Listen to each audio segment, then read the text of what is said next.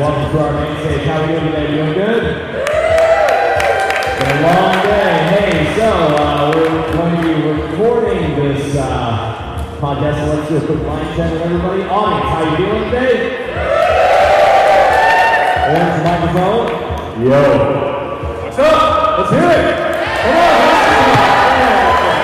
All right, blue microphone. Together. And red microphone. For the order.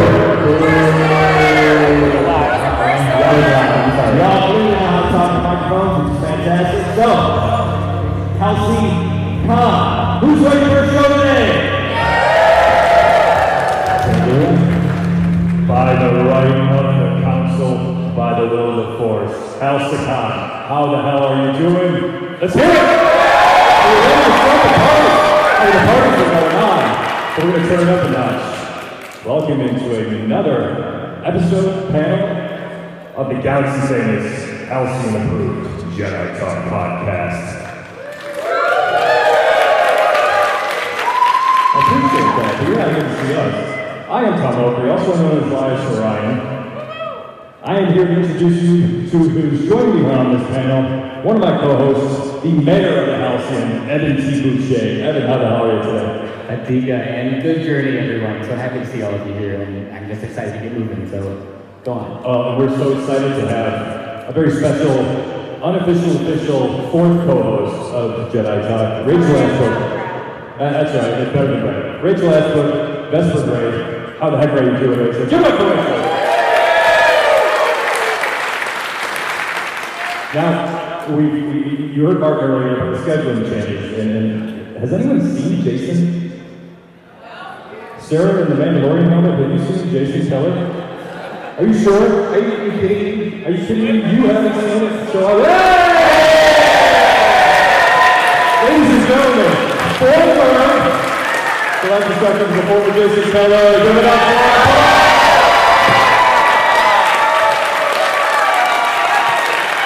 for I have Jason's microphone here for you, for him. Let me get it out here. Yeah, absolutely. Oh, yeah, get that. Oh!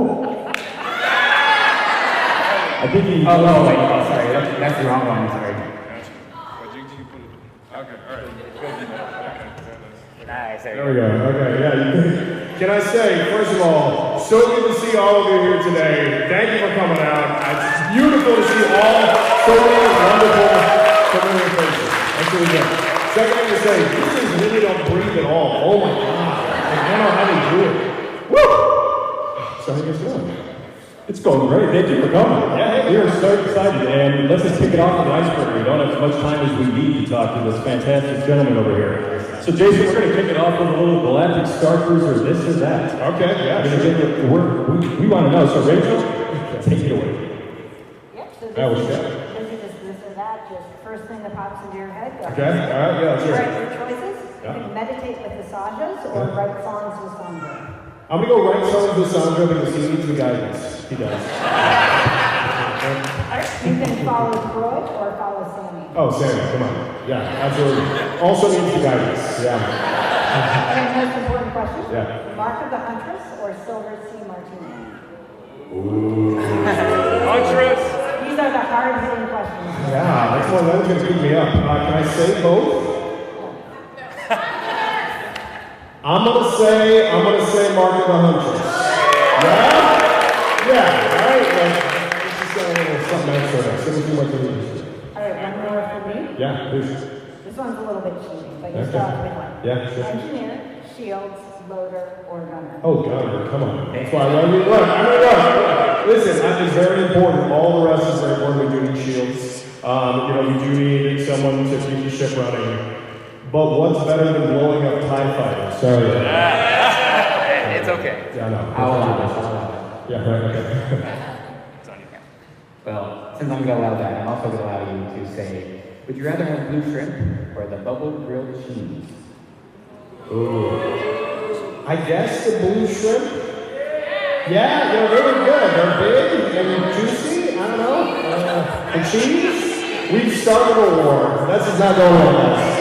There's two divisions in the audience. Okay, well, this one is probably easier then. Okay. Would you rather sleep in the bunk bed or Okay. sleep in the regular bed? Well, the regular, yeah, right? I don't know. They are fun. Yeah, I'd still get in the middle of the night, you gotta get up to, use the back tube, right? You don't want to fall. That would be me. I forget where I was. Well, it's because you're drinking the market 100. That's exactly right. I'm very strong.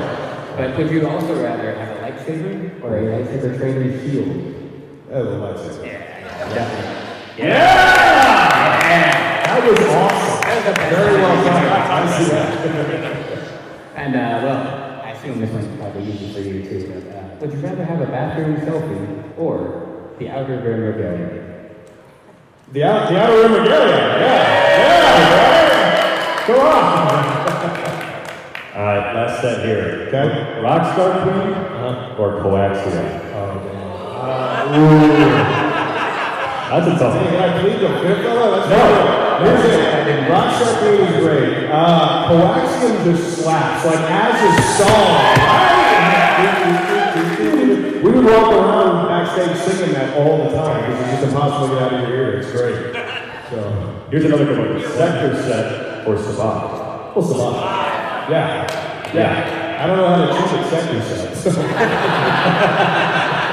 Okay. SK or D3? Oh yeah. Okay, all right. So as Jason, probably SK. Okay, because he's sweet and he's loyal and he's a great character. He's very well fleshed out. He hated Wraith though. He doesn't like Wraith. He's kind of like if you meet you have a new girlfriend and her cat hates you. That was very much my experience with Blanket and SK. So I guess I'm gonna have to choose D3. I think. All right, personal experience. I don't know. That's a tough one. All right, last one. Atrium or the Climate Simulator? Atrium. Yeah, that's Atrium. We're bored, man. Well, thank you for the quick warm-up. So now we're going to do our 6 questions that we have, and then we're going to turn it over to you guys to ask some questions for Jason, and we'll let you know how to do that when we get there. But Rachel, take it over with our first question, Mr. Keller. All right, so when you Yeah. first started the audition process and then you knew that it was a Disney production, Yes. what were your immediate thoughts? Had you experienced Disney before? Right. Okay. So, good question. My wife and I at that point we were living in when I got this audition, we were living in England. We had just finished our master's degrees. I went to Bristol Vic and she went to Lambda, so we were living in London during COVID. And just kind of wondering what was next. Her degree program was ending, and then there was a buddy who had worked for Disney that knew her and kind of knew me through her, and was like, "Hey, they're trying to get me to come back to this. I'm already on tour for something else. Jason will be great for this." And so they sent me the audition, and I read the monologue, and I literally turned to her because, well, I mean, again, COVID in a foreign country, she was the only one to talk to, and that was great. I mean, it was good. I was like, I think I'm gonna get this. And she's like, what do you mean? I'm like, this is a monologue I would write for myself if I could write a monologue for myself to audition for fun. And so yeah, put it in, high hopes, it's really good, and then like a week later, they called and were like, hey, do you want to meet the director? And I was like, yeah, all right, that sounds great. So I got on Zoom with Jake Lockwood, and we played some improv games, and then they called me a couple days after that, and they're like, great, we'd like you to come on for the full-time rate. Which was a big move, because we moved from London, Disney actually moved us from London to Orlando to be part of the project, which was crazy and surreal. And I don't know, I kept just trying to think of it as a part and not being like, well, this is a chance to be part of the team that originates the Star Wars character. That's wild. So I'm not going to think about that. I'm just going to try to do the work on this. So yeah, I hope that's a complete enough answer. Shift that mic, please. Shift the mic? Oh, shift this mic. Okay, yeah, definitely. Got to see the mug. I got you. Can I put this back on? No. Can't breathe. Anyway, Can't breathe that thing, and you can't shoot, can't aim. I don't know how Pedro's government is doing. Yeah, can't drink either. Good point. Right. Well, can you describe the first time that you actually set foot into the Starcruiser itself? Yeah. What did you get to go through the front entrance? Did they have to bring you in the back all sneaky like? How'd that go? So when we first got on the ship, it was still very much under construction. The bridge window wasn't in yet, and they're still putting in the chandelier that falls at the end of the show. But we didn't come up through the elevators, just like the turbo lifts, just like all of you. And I mean, I think you all know what that's like, right? As you step on and suddenly you are inside a spaceship, and not just any spaceship, a spaceship in Star Wars. Yeah, I mean, I don't know, what can I say? You have to get your first ship, right? It was awesome. I mean, the incredible production. I mean, like, because immersive theater is such an important thing, and I think that it does really good things for people in the world. I mean, like, look at all this. Look at what's come out of it. What other Disney attraction has spawned this? Right? Like, you're already incredible. And, like, the fact that this continues to be such a powerful thing for people is amazing. But then to add all of the production power that Disney can muster, like, that's pretty good, you know? Like, so yeah, it was amazing. It was an incredible set to play on. The best one I'll probably ever have, to be fair. Yeah, like that showed us when Disney wants to, they will use everything in their power to make the best thing ever. And they did. They made the best thing ever. Yeah, they did. So most of the Starcruiser characters seem flawed. Was that on purpose to just kind of get guests to participate and kind of just help them along? Definitely. So, you know, I know you guys are developing some of your own immersive theater work and interactive theater work, so you're probably finding this as well. You know, this is a principle that Michael handed down to us, is that the key thing with immersive characters to make them engaging is to make it so they cannot solve their own problems. Right? Because if they can't solve their own problems, there's room for the people they're playing with to come in and help them solve those problems. And that is mission critical. And I personally think that that's deciding when that has to do with the plot, right? So like there's this Rafe needs more than just him and Wally to liberate the Hydra, right? But also I think personally, like the character arc and growth. So yeah, I had a lot of fun. You know, Rafe is speaking personally, Rafe is very, very imperfect. But that's where like the fun is, that's where the humanity of it is, that's what makes him relatable as a character. If a character is too good and too perfect at everything, they're kind of boring or they're smooth, you know? There's nothing to really grab onto. So. Well, we all know Ray wasn't, we love him, but he wasn't perfect. But what about a possible Saja? Are they perfect or are they flawed? So Saja was fine. So Saja was one of those where it's like I wanted to jump in there and see kind of what the Saja was doing. Initially when they before they announced the closure, they announced that they were going to drop the number of cruises down, and so that everyone who wanted to keep the full-time contract, you needed 2 roles. And so I was like, Saja, that sounds really good. Just because the Force Rock moment, like moving the rock, right? Like there's like such a wish fulfillment thing. I mean, I wanted to see what I could do with saber training and all that. So yeah, I mean, my particular Saja kind of depended on the track. They all have their foibles, but I remember like A was very sure that they were in charge and right all the time. There were 3 tracks, right? So sort of 3 paths for Saja through the story. B was a little bit, had a sketchy past, which was easy from and then C was like very young and bright-eyed and looking to learn and kind of naive. And so, you know, I mean, everyone had their own take on those things, but those were the sort of built-in foibles to those tracks that they handed to us. So. Yeah, so this is a question purely as your character, Rafe, not as Jason. Okay, great. So just thinking character-wise, Rafe has a lot of really great scenes with Starcruiser characters. Absolutely. Did you have kind of a favorite scene partner? Did you like to flash whips with Captain Cuban? Did you like to antagonize Sammy, flirt with Blanca? Lots of choices. Ooh, those were hard to pick between because those were all pretty great. Yeah, you know, for me, I think a lot of the things that you found, you know, the initial kernel and development of the Rafe and Micah relationship was very small. There's a couple moments of flirtation, and then me and 2 of the other Micahs kind of really found a lot of joy playing that up and like getting people set to root for with that relationship. And so that was really fun. If I had to pick one scene though, the scene at kind of like right before shit shut down, about an hour before, where we're downstairs by the elevators, and Rafe's like, this has gone sideways, I'm out. I'm done, goodbye. Good luck, my people are coming with me, have fun, playing hero, kid. Right, to Sammy with the Quaxers, hands with the Quaxers, like, I'm leaving. And the interaction that gets him back on board and gets him to make, that's the character growth moment, the better choice of like, no, we're going to do the right thing, even if it's at our own expense, and take a risk here and take a gamble to try to help people. That was probably my favorite because like me and a couple of the Sammys just came up with some really lovely moments in there. I think it was like Andrew Romano would like do something and be like, "You're the worst manager ever," and then he's like, "Okay, that's fine. We're gonna pay that off later." And then like he's got to convince me, and I'm like, "Okay, yeah, I'll stay." But I need to hear you say that I am the best manager in the galaxy. Let's hear it. Yeah, I'm just right. And he asked you at that point. It was great. That was a lot of fun because it was so unscripted. Like I had 7 hours on stage between 2 days, and for Wraith in particular, 25 minutes of it had a script. The rest was outlines. So it was a lot of improv and a lot of sort of figuring out, and that scene in particular stands out as a really fun one. That's incredible. Yeah, it was fun.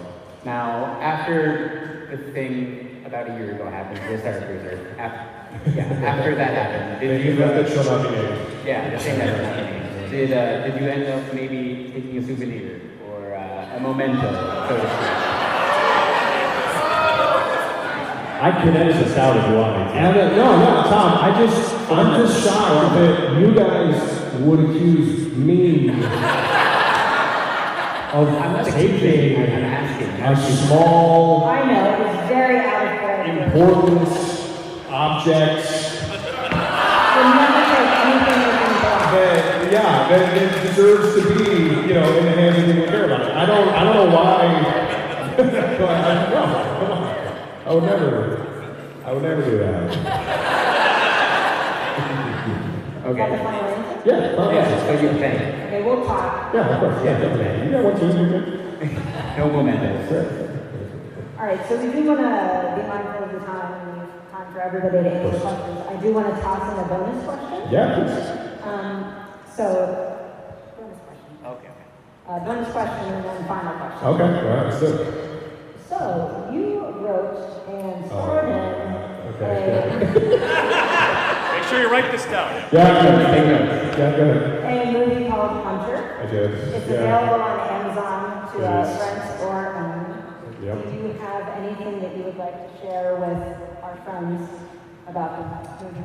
Yeah, it was a lot of fun to make. I would say I call it an early career success, and I'm both very proud of and embarrassed by it. So, if you want to see, Is that because your shirt's off a lot? well, yeah, I mean, look, I worked out very hard for that movie. But yes, take a look at it. It's a lot of fun. It was something that me and some friends spitballed in Chicago. We got lucky enough to, find some funding for and made very early on. The first thing that got some recognition, which was cool. I think I had Roger Ebert, who's a Chicago critic, go on and say some really nice things about the film. Went on to one of these festivals and stuff like that, so it is out there. Go take a look. Again, it's something that, and I think all artists, anybody who creates anything kind of feels this way. If you look back, something you made like 5-10 years ago, you're like, oh, great. But just because right? But it is something that I'm very proud of. It is a lot of fun. There's a drinking game associated with the movie, is that whenever my character in it does this, Whenever the eyebrow. you gotta take a drink. And let me tell you, make sure it's beer, not liquor, because you're drinking. It's a great night. Get your cabin mates together, even if you have to watch virtually, and you can have a watch party. It's I a really lot of fun. recommend it. We found out the hard way that you should not be drinking hard liquor. I told you. A lot of this, all right? It's just getting you prepped. Before your last question, since we're talking about hard liquor, so a Jedi Talk listener and a Starcruiser reached out to me. Unfortunately, could not be here today. Other things with life going on, but Disney World Mike on Instagram, and he approved me to use his name and tell you that he sent me this bottle of Whistle Pig for you, whiskey, because of the. Because the experience that you were able to give him up on the Starcruiser, he reached out and I said I would absolutely send it to my place. Look at you, Jason. Well, hey, cheers. Shout out to you. Yeah, all right. That's not bad. That's just about as close to what liquors you're going to get, right? That's not bad at all. That's very nice. Thank you. As you're listening to this, thank you so much. It's so sweet and very generous. It's awesome. Well, I think I know our plans later. I hear there's a party tonight. You're going to see me walking around with this. Yeah, that works. Yeah, just put Hunter on. Yes. All right. So all of you to ask Jason your questions. Yeah. So, now that the Starcruiser has been closed a year, Yeah. can you just talk a little bit about the impact that the Starcruiser may have had on immersive theater, and if you think that the Starcruiser has influenced immersive theater and where it's going in the future? Great question. Yeah, absolutely. So I do think that immersive theater for a long time has been a niche thing. You know, it's something that some people experience. They had a crazy night of sleep no more in New York or whatever it was. Right? Yeah, it's very good. Yeah, and you know, I think Michael Terracaro, who's kind of the creative director of that, was on that. So there is a lineage in the Starcruiser from that. You know, I do think that Starcruiser brought it to a new audience, right? It brought it to Star Wars fans, which is a huge market. It's not just, frankly, people looking for a weird night out of theater nerds, which I am both of those things frequently, right? You know, it's so I do think that's an important impact. I also think that, like, you know, because it's a first of its kind of thing, I hope that it influences the way that we make immersive going forward, the standards that we hold ourselves to as community and as creators, both artistically as well as, you know, backstage and you know, from the organization that is creating the work. You know, I mean, Starcruiser really was blood, sweat, and tears. And I do know that a lot of people, I know you guys are going out to develop your own work, which is awesome. Just at an event that went really, really well. And you got another one coming up, right? I think we can give it up for that, yeah? Which is good. Yeah, I know there are several other creators out there. There's Gabby, Gabby Flair is a good friend of mine who also has an event coming up in January, I think. And I know we're all going to go out to support that, right? Like, because she's amazing, yes? It's sold out very quickly. It did, yeah. She's going, and it's still good to see these things developing. And, you know, I think my takeaway from Starcruiser, beyond just the power of this form of storytelling, to kind of help us see ourselves and help us, you know, explore who we are in a different context, which I think is invaluable, is just that because that is so valuable and so powerful for people, that this work is for everybody, and that as we develop this community, we need to focus on supporting each other as creators and inclusivity, and making sure that this is, I hate to use the term safe space, because not everything you do in immersive should feel safe, but then, like, that this is a place where everyone feels welcome to come and play, because it is important that it belongs to everyone. That's what I would say. That's my answer to where I hope, and how I hope that Starcruiser influences the future of this. Yeah! Very fantastic answer. Good place to stop our questions. Right. We'd like to open it up for everybody. If you would, maybe to make it easier, Just line up right there. That's going to meet you down there with the microphone, right? Awesome, thanks guys. It's so good to see so many familiar faces on it. This is amazing. It's like, yeah. It's like going to a wedding and you're like, oh my god, all the people I like, all in one room. This is exciting. I do want to say the first 5 questions, you'll be getting this amazing print that was donated by Jody. Yes. Nice, yeah, give it up. And it is signed by the man himself. Yes. For the first time. Eyebrow raise. So you have to take a drink when you see this. Does the eyebrow have a It should. It does. Oh boy, you're gonna Hand me the microphone. I hope I don't mess it up. I was wondering if you would just tell us about like the funniest or maybe the worst time that a guest derailed something. You mentioned you only had 25 minutes of scripted time, so that's a lot of time for all of us to throw a wrench in your plans. That is a great question. Oh man. So, most people played incredibly. Most people like caught it, and within the first 2-3 hours got comfortable and were playing really well. But you know, just like Sleep No More, people don't know what the lines are. And so there was, I don't know if anybody's on the cruise with Kate. I've told that story a little bit. So there was, I don't want to call anybody out. There was a woman who was playing by that name who was really into playing a jilted ex with Wraiths, to the point where I had to be like, look, what's past is past, we're moving forward, because you're making the scene awkward. This 13-year-old needs the coaxium quest line. So, you know, and then she went apparently and talked to Asaja at length. It was very sad and had a whole story about, you know, how I'd left her on Bespin, and I'd known her for 20 minutes. And so, you know, and I was impressed, because I was like, well, so either this is someone working with someone, or the most brilliant immersive actor the world has ever known. Like, this is pretty good. that was one. The story I'm going to tell, though, as an official answer, actually isn't my story. It's the one that I think I would never have recovered from, if not for some brilliant blue shirts. Two more.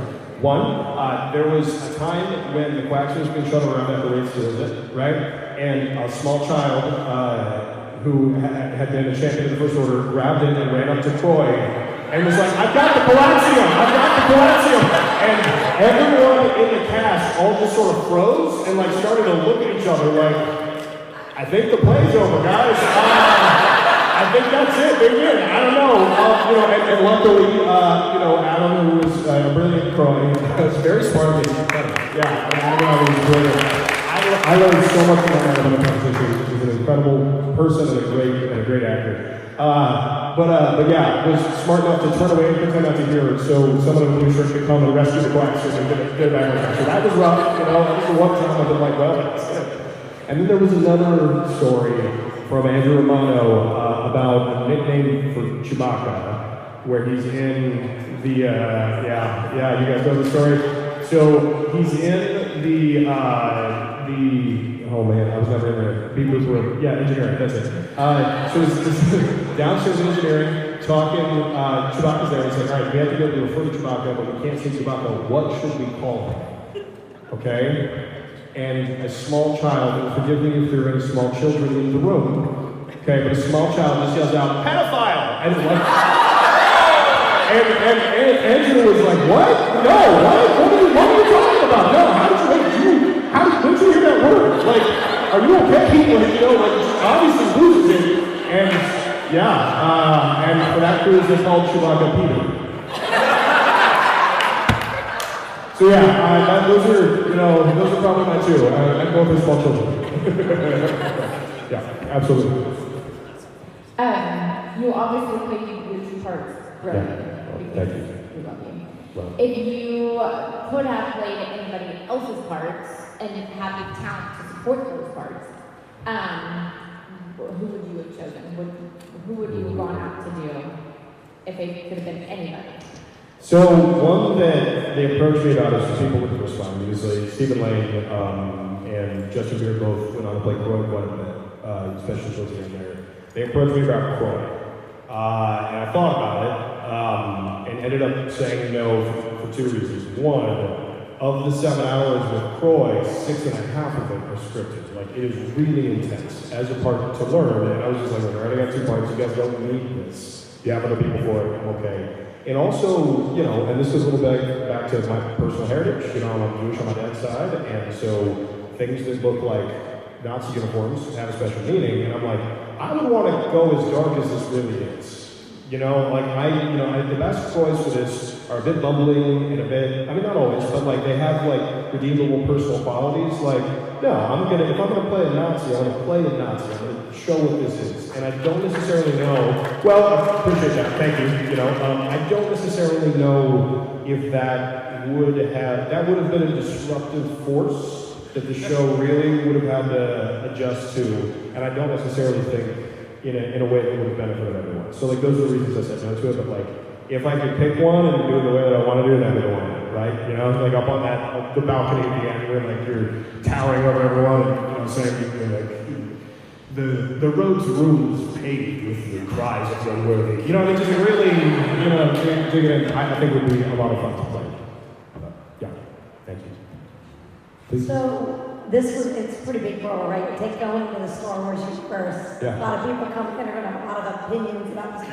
So what do you think was one of the things that prepared you most for immersing yourself into the Star Wars universe and really the improv that went behind it to kind of keep it in Galaxy? Gotcha. Yeah, great question. So the answer to that is solely Michael Tara Garber and the sort of techniques that she taught us to that end.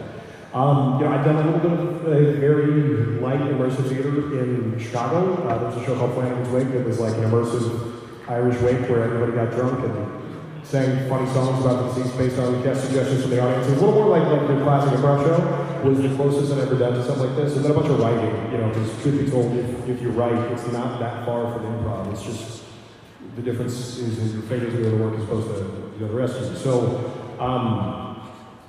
we did these exercises where you go, okay, so there's a story that you tell at parties. Everybody's got like their go-to, like, hey, if I'm killing it at this party, I got a 5-minute story about something that happened to me that is gonna rock this. Pick that story, right? Or a story that you tell, you have told before. Tell it to 3 people in the cast. Okay, now you're gonna do that again, but put a Star Wars spin on it. So if you didn't get in a car, you got in a spaceship, or you got in some kind of other transport. Right, you didn't meet your friend, you met a Wookiee, you met, you know what I mean? Like, your friend's name wasn't Jim, it was, Peter. Peter, hopefully not. And we did that pretty frequently. And then once you realize that, that was the beautiful thing about this, is that there's no hiding when you're out there. It's just you. You're out there with people, and you put a thin skin of Star Wars between you and the people you're talking to. And it works, and they do the same. You end up having these incredible personal connections because the skin is so thin. Truly. Yeah. So thank you for that question. Great question. Thank you. Great question. First of all, enjoy the listening. It's a phenomenal film. Second, who was the first cast member to suffer, and did you ever suffer the wrath of the benches? Those were the real villain of the Starcruiser. Yeah, man. No, we don't subscribe to those things. We would all, nobody wore shorts because, all of our shit was just black and blue from walking around the atrium. It was awful. And the worst part was, to clean things, they'd move them. So, you wouldn't even, they'd be in one place, and then you'd turn around and be like, because they were somewhere else for no reason. Yeah, it was awful. So, yes, I'm glad we can all agree that really those are the ones that need to be kicked off the ship, right? Yeah. I feel like in the new real Starcruiser, it was now with less benches, instantly sold out. That's the ad campaign. You're welcome. Speaking of that, Yeah. if you had a chance to voyage as a passenger on the Starcruiser, what do you think the character would have looked like? Oh, wow. So I'd like to say that he wouldn't be some kind of scoundrel, but I don't know if I can actually say that. I think he'd probably be wearing a red leather jacket that I have specifically for, Star Wars cosplay looking things. And I think he'd probably have some bills to pay, be looking to get ahead, and probably be scared of the Mandalorians on board in case they have Puck with the name on it. But then again, that's just great, isn't it? You know what I mean? That's so, I don't know. I think it's maybe just, I ended up doing more cruises as Wraith than anybody else. I ended up improvising 1,000 hours of Star Wars as Wraith. Right? Wild. Still wild, So it's hard for me to divorce the experience in any meaningful way from that track. I mean, he's deep in there, so it's hard to envision any other way but it's to be totally honest. But, yeah, hey. All right. Good to see you, man. Good to see you too. Yeah. So there had to be challenges from both of the roles you played. Yeah. And rewards. Yeah. So what would you say would be some of the hardest challenges from both Wraith and the saga? Right. And what would be the most rewarding moments that you had? Definitely. Good question. Hardest challenges is Wraith. So 7 hours on stage, 6.5 is improvised. That takes a toll. You're at work and you kind of never really turn your brain off because when we're off stage, we're talking to the interactors and trying to figure out fun things to play with people. Like, this person did this. You go to the coin and be like, hey, your boy just betrayed you, and now I know all about you. It was, and so you never really turned off. And so I found myself, and I don't want to speak to the other Starcruiser actors, but I did talk with people who've had a very similar experience. When you're on stage, you're having the time of your life. The rest of your life, you're just hiding. And you don't have a lot of space for anything else, And it's similar hours-wise. 14 hours on stage in a week, that's a Broadway lead. That's a Broadway lead that never leaves the stage, right? And those people have usually one day off, right? And they usually spend it being quiet to conserve their voice in a room or doing some sort of self-care stuff. And, so that for Ray, for both parts, but really for Ray, because again, it was both my experiences, was the challenging part of that. But the upside, the benefit to it, there were so many moments where you hand over the hyena, which is very clearly, that prop was very clearly an epoxy mold. Like they didn't do. I mean, it's beautiful. Like the story is beautiful, but like they could have made it a whole circle, but they. I don't know. They just didn't do it, right? But because it has so much power, it's the story that we've all created together. It's not just a story that we're telling, it's a story that you guys are also telling and being part of. Because it has so much power, watching people hand that back to Gaia and we, because they felt like they were an ally in something important, righting a wrong. The things that we all, I think, in some part of them, most of us, a lot of us, secretly kind of want to do and be, but don't necessarily see the opportunity to in life until you've had that experience. You know, those moments, like giving the holiday back and just sort of the outpouring of emotion in that, I mean, that will always stay with me forever. That is a reward in and of itself and made it worth it in and of itself. For Salja, you know, similar for Moving Rocks, you know, that was like, again, it's a childhood fantasy fulfilled for people. That was really fun. Saber pods are tough because you do like 10 of them, you know, and you got to be surprised by Yoda every time. It's not like, oh, you're back. Hey guys, this happened. You know, you never believe it. I think he's in the vent somewhere because he keeps chiming in. You know, it's not that. It's, oh my God. You know, you have to have almost like religious experience every single time. And you gotta dig deep for that one. You know, so credit to them, you know, and the South of General, because there are a lot of people who did it so much more than I did for that. That was, I think, a tough part of that one. So thank you. Questions? Yes, sir? So this is kind of a two-part question. Yeah. But since you had so much influence with some of the stuff going forward, because you were there at the ground floor getting things done, were there any scenes or storylines that you were just like, absolutely not? I don't want to see this happening. I want to see this being part of it. And then conversely, did you have any scenes or stories or things that you want to be part of it that didn't get to happen? Yes, good question. Yeah, so in terms of stuff not going in, you know, I mean, I think that like the feeling, very much so, is yes and for a lot of this work. And especially the way it was developed, it was like, I came in there like, we're gonna have a script, and you're gonna start rehearsals, and you're gonna jump right into this and then pull my break. And then I got there and they're like, so we don't have a script. And I was like, okay, good. You know, and so we all kind of ended up improvising our way through it. Steven started it, and then eventually like we all kind of got brought in and contributed ideas to it. So there wasn't a lot of things where I was like, nah, I don't like that. Because, you know, you have a lot of brilliant people suggesting the work. One thing that, you know, I would have liked to see a little bit, you know, I wish that for the people who were playing with Wraith and stole the coaxiums, because Sandy's people steal coaxiums too, right? I wish that that part of their storyline and like that, you know, the scoundrel line joining with resistance at the end had been paid off a little better during the finale. You know, Wraith doesn't have a lot to do at the end there, other than say like, thank you so much, you know, all that. And I feel like we did the third ship a little bit of a disservice by making that final conflict not acknowledge the sort of scoundrel people's contribution to the solution in that moment. But like that's a really small, you know, like that's like a small nitpick. That's not even something that like you get mad about. That's something like, this would be nice. You know, I mean, truth be told, like from a storytelling perspective, it was an incredible thing, right? And that's why we're all here. Good question. We got about 6 minutes left. Ted, I'm going to talk fast. My bad, guys. Yeah, I'll be done in here. You're good. My name is Sean Griffin. I'm a huge fan. Great to see you. So much of the theme of HALCY-CON is taking the experience of Starcruiser and carrying it forward in an interesting way. Yeah. We've had deep discussions in my house about what happens to each of the characters after their storyline ends on the ship. Yeah. In your mind, where do you see Wraith Cole in the days and months after we last saw him? Absolutely. Good question, Sean. Thank you.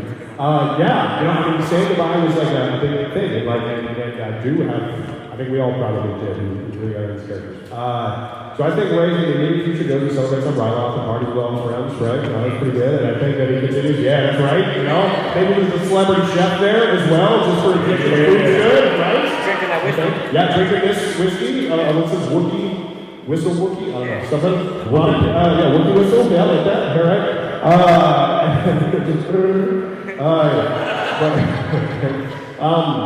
But I think that if he ends up on the beach somewhere, purple sands, green water, probably with some good friends, you know, and maybe a tweet or two, right? You know, and I think in the long term, I like to think that like if we meet Rafe Cole 30 years down the line, he's found some very powerful but non-elected position in the Coruscant government and is pulling strings for runoff behind the scenes and making things happen and generally doing all the things that he does best.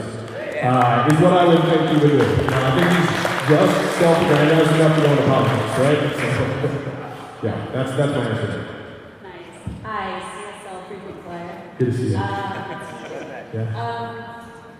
Just side note, Yeah. in my story, we end up on a beach in Scarab. But other Yeah, than right. that, Yeah, exactly. I was wondering, since you were involved so early on, what did you like develop the character over time and make changes as you went on? Yeah, definitely. So that was a beautiful part about being part of the death process. Is like there were certain things that, you know, all of us could hang our hat on as being, hey, I contributed that, you know. As for instance, we were developing the heist, you know, and which to this day, by the way, I'm gonna brag a little bit, is the highest rated experience on the Halcyon, which is itself the highest rated live experience ever created. That's all you got. Yeah, exactly.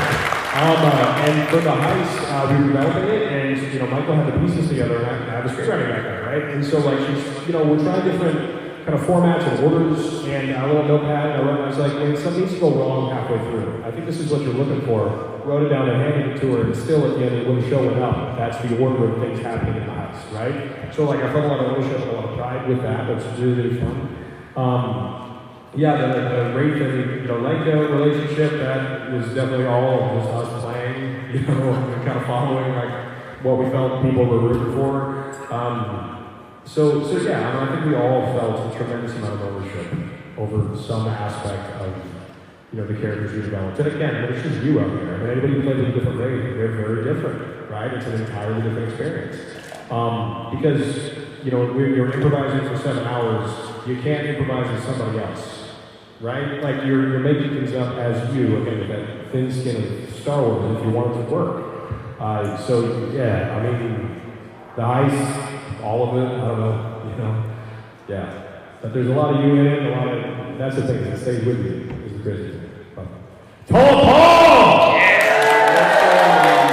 How you doing, guys? Good to see you. Good to see you, brother. Yeah. So I think all of us in our professions, we kind of reach a moment where it's like, this is why we do it. This is why I'm here. I'm glad I chose this job. This is amazing. And all of your time as a Rafe, what was that moment for you? Ooh. So when it opens, it's like jumping on an airplane and that you're not sure if the parachute's going to open because no one's ever done this before, right? Is it like all of us are just like, I've never been more nervous than the first time I took a step out onto the Starcruiser stage because like, one, it's unscripted and I don't know what all of you are going to say and do, like, what if it's, and it's not, it's great, it's amazing, but like, you don't know, right? But yeah, I think, you know, once you kind of find the rhythm of it, those moments where like, it's just kind of singing, and it's all working, and it's only working because it's this orchestra where like every, you know, the 60 people who are involved in the heist, they're all playing their parts to a T. And only I have the script, but somehow you all are doing it. Like, that to me is the magic that never ceased to impress me, and I think most of the backstage. It was really you guys. So, like, I, you know, that for me, that's when I was like, oh no, this work is important and it is worth doing. This is a peak. Also, like, you know, I don't think you get to originate too many Star Wars characters, but that's pretty good. You know, just from like not talking about from their perspective, like, that's good. Yeah, so, but really, I mean, it comes down to, like, the magic of this is always been all of you. That's the secret to all of it. It's not us, it's you guys. That's right. We've been a couple minutes. What's next for Jason Keller? Ooh, okay, good question. So, this is good to see you. Yeah, we might have to come back. So a couple things. My wife and I just got some really cool news. The British government has this thing called a global artist visa for people who have achieved a certain amount and have gotten their work reviewed in national, you know, publications in multiple countries. I'm selecting up to this really cool stuff over Britain. Achieve that, and then the Starcruiser, they've extended that to us, so if we want to, we can go live and work in Britain as actors and develop a immersive theater there for the next 5 years. And so there's I think the plan is within the next 6 months to go and do that. So yeah, that's pretty great, right? This is the first time that I've been spoken about that publicly, which is wild. So there's that. And over there, there's some potential grant money involved with that's not a guaranteed thing. The thought is to take the learnings of Starcruiser, because I really deeply believe in the power of this form of storytelling, and extend that. And the initial shot across the bow with some collaborators that have been kicking around is take, imagine like your favorite Shakespeare from high school, one of the ones that everybody read. Right now, Macros just thinking more than that. But imagine a halcyon version of that, where you can talk to the characters and try to get them not to do the tragic things that you're really pretty sure they're going to do. And they're like, what are you talking about? This is going to, and you can. There's multiple endings, Like you can, maybe it becomes a comedy and everybody gets married, at the end. Or maybe it becomes Titus Andronicus if you screw it up and it's just a bloodbath. You can do both of those things. And so that's kind of an initial idea to start. I'm also writing a book right now on a big nerdy fantasy novel. I'm on a couple grants too. And this also feels weird to do because this is a friend suggested this, and so now I'm doing this. So on my Instagram, I have a link to a Patreon if you want to know more about those projects and see how they're developing and design documents and that kind of thing. By all means, please go check that out. So thank you. Thank you. Well, you have been awesome, Jason. Thank you so much. Yeah, hey, absolutely. I have one request. Episode. Can we get a Farrell, please? Oh, I think we can get a Farrell, right, guys? Farrell! Yeah! You guys are great. Give it up for Jason Keller!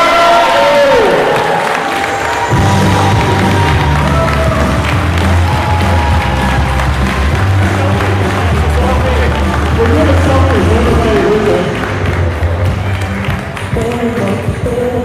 It's coming from the hot times.